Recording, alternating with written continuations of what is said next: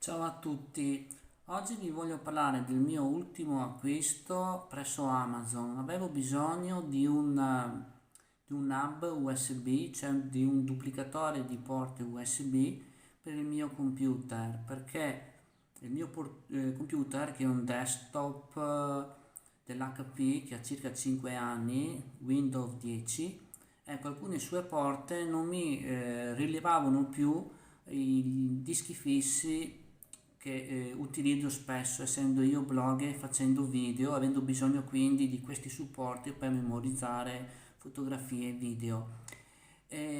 Allora, per aggirare questo problema avevo bisogno di un duplicatore di porte e io ho scelto, dopo ne averne visti alcuni su Amazon, la mia scelta è caduta sul modello della Zamus 7 porte USB 3.0, che ha la caratteristica di avere l'alimentazione, perché i dischi fissi esterni in pratica sono dei dispositivi che richiedono un'alimentazione attraverso le porte USB del proprio computer. Quando questo non riesce a garantirglielo, i dischi fissi non vengono più rilevati, come era il mio caso.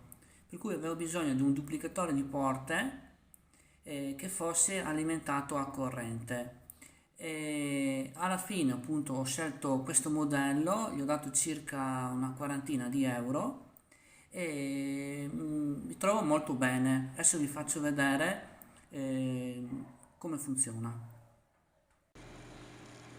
Allora, qui potete vedere il l'hub USB con 7 porte. Attualmente sono in funzione 4, adesso vi mostro.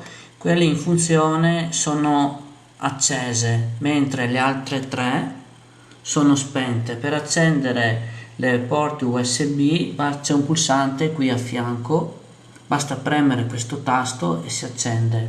In questo momento, come potete vedere, ho collegato 4 dischi fissi della Seagate. 3 sono da 2 terabyte e l'ultimo che ho appena acquistato è da 3 terabyte. E in più, contemporaneamente, ho anche attaccato il mio smartphone per ricaricarlo. Come vedete, quindi ha 7 porte più un'ottava a fianco che serve per caricare solamente gli smartphone. E adesso vi mostro, questo qui è il prodotto che ho acquistato presso Amazon, che adesso viene 33,14 euro. Io gli ho dato quasi 40 euro. Adesso vi mostro che nel mio computer vengono rilevati tutti e 4 i dischi fissi. Infatti abbiamo 1, 2, 3, sono ormai i 2 dischi fissi che ho pieni, mentre l'ultimo che ho acquistato da 3 terabyte, eccolo qui. Quindi con questo duplicatore di porte sono riuscito a poter usufruire di ben 4 dischi fissi esterni senza alcun problema, mentre prima non ci riuscivo con il mio computer perché alcuni di questi non venivano rilevati. Quindi posso dire che questo duplicatore di porte, se ne cercate uno al quale dovete collegare più dischi fissi, ve lo posso consigliare perché funziona. Spero che questo video vi sia stato utile e ci vediamo alla prossima. Ciao!